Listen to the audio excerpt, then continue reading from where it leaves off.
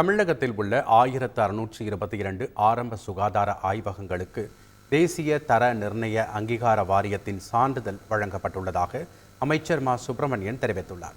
இதற்கான விழா ஓமந்தூரார் அரசு பன்னோக்கு மருத்துவமனையில் நடைபெற்றது. இந்தியாவிலேயே தமிழகத்தில் முதன்முறையாக 1622 ஆரம்ப சுகாதார ஆய்வகங்கள் இதனை பெற்றுள்ளதாக அமைச்சர் மா சுப்பிரமணியன் தெரிவித்துள்ளார்.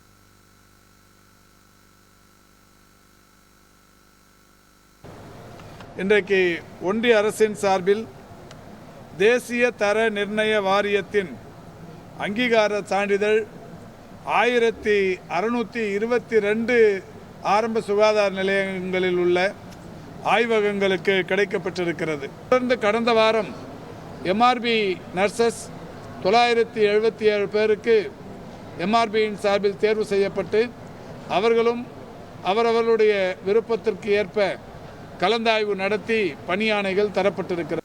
முன்னாள் அமைச்சர் செந்தில் பாலாஜியின் நீதிமன்ற காவலை வரும் 20ஆம் தேதி வரை நீட்டித்து சென்னை மாவட்ட முதன்மை அமர்வு நீதிமன்றம் உத்தரவிட்டுள்ளது.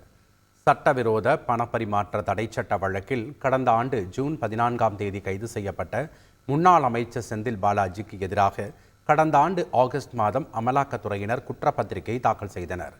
3000 பக்கங்களுடன் கூடிய இந்த குற்றப்பத்திரிகை நகல் செந்தில் பாலாஜிக்கு வழங்கப்பட்டது. இதனிடையே செந்தில் பாலாஜியின் நீதிமன்ற காவல் இன்றுடன் முடிவடைவதால் புழல் சிறையிலிருந்து காணொலி காட்சி மூலம் சென்னை மாவட்ட முதன்மை அமர்வு நீதிமன்ற நீதிபதி அல்லி முன்பு செந்தில் பாலாஜி ஆஜர்படுத்தப்பட்டார்.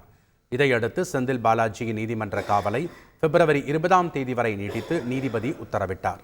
இதன் மூலம் 21வது முறையாக நீதிமன்ற காவல் நீட்டிக்கப்பட்டுள்ளது. செய்திகளை உடனுக்குடன் தெரிந்து கொள்ள உடனே சப்ஸ்கிரைப் பண்ணுங்க.